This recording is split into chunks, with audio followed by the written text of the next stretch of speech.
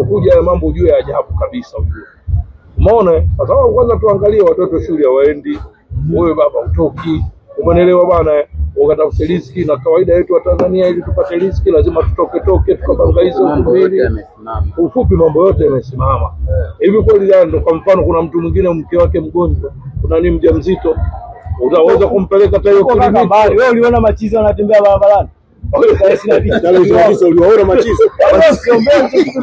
Yaani usiombe kiona mwongoza chupa wala chizi wanatembea huko.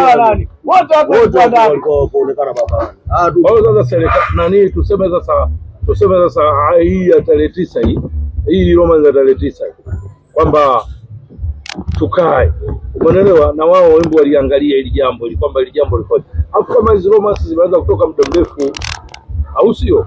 Kama kuna shida au kama kuna shida hizo ya vijana au ya wazee au ya nini au ya taasisi ya mambo yote, hebu mimi nafikiri waitana wakae chini ili waliangalie.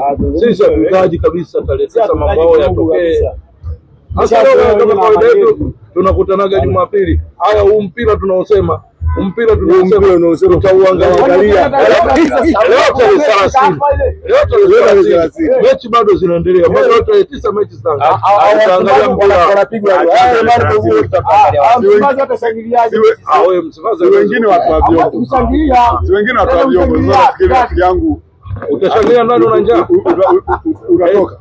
Huyo lazima wewe kama mazingira nani umeshiba. Kuna chaona hapa nani una njaa? Tafsiri sikiliza kwa tena mwanamuziki mmoja yule anaimbaga sijui unaangalia jiko paka kalala jiko. Watoto wanalia unasema inawezekana sisi kama vijana tuangalie chanzo ni nini tuetisha litokea na tuetisha nakuja chanzo ni nini wewe kapengee kabangu andamana kwa sababu anaanza kufukuta nakuja mimi ndo ndakuja sawa kwa ajili labda kwa jambo moja au nyingine. Hebu kumbuka mimi nitaathirika mimi au nitaathirika familia yangu.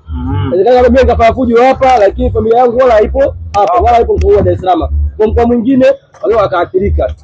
Mimi ninachoona ushauri kama inawezekanika wakae tu, yani wakae wakitoto nini au wanatafuja nini kwa mtu apate haki yake, lakini basi jambo. Lakini hata hizo wanatosema speech tume speech nini watatengeneza nacho kitengeneza mambo mazuri, kama kija na suggestion nzuri, au sio? Lakini sasa kwa unaweza kupata chanzo. Mimi nilikuta tarehe 29 sijashiriki na tarehe 9 nasema sishiriki.